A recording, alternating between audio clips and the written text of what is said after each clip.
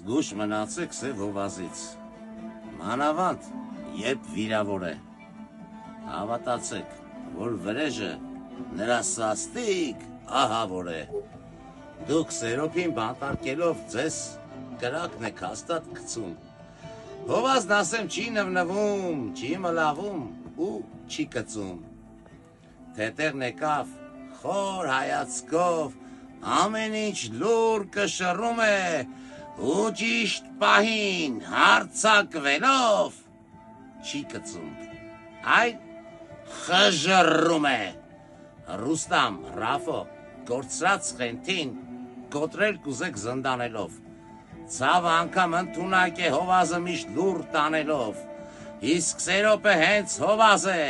հայրյամբ, գենով և էությամբ, Ջանֆիդայցու Գասպարյան տան անպարտելի սեգվեությամբ, որով մինչև իմացյալ մահ թուրքին արին կտոր, սև հովազներ, Ռուստամ, Ռաֆո և Արթուրը մեր քաջ դոկտոր, այդ խելահեղ խենթությունը Սերոպն ունի իր մեծ սրտում,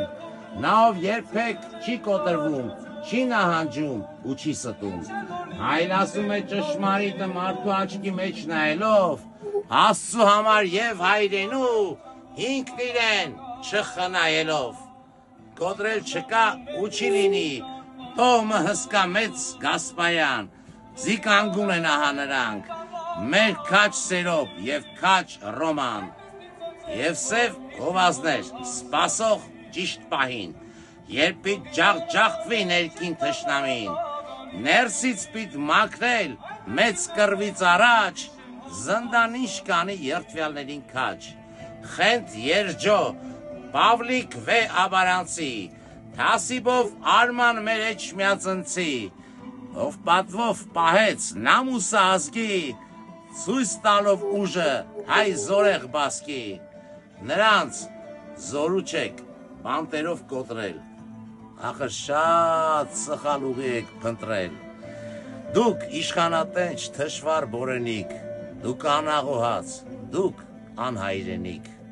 դուք ոչ միայն հոգ եք ծախում, հոտար խաների դռներն եք բախում, ու սրան նրա դուրը բախելով, դրանց ծնկաչոք գլուխ կախելով, բայց ժողովրդիս վերից նայելով, ընտրյալ տղերքին բանտում պահելով,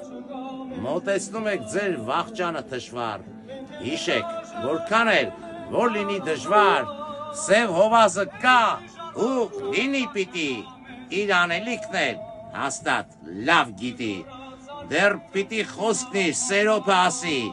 ու մենք այդ օրվան երկար չենք սպասի, ու մենք կտեսնենք օրն այդ հրեղեն, երբ առնետները ծակեր կմտնեն և չկասկածեք, նվիրյալները դավանափոխվել հաստատ չգիտեն։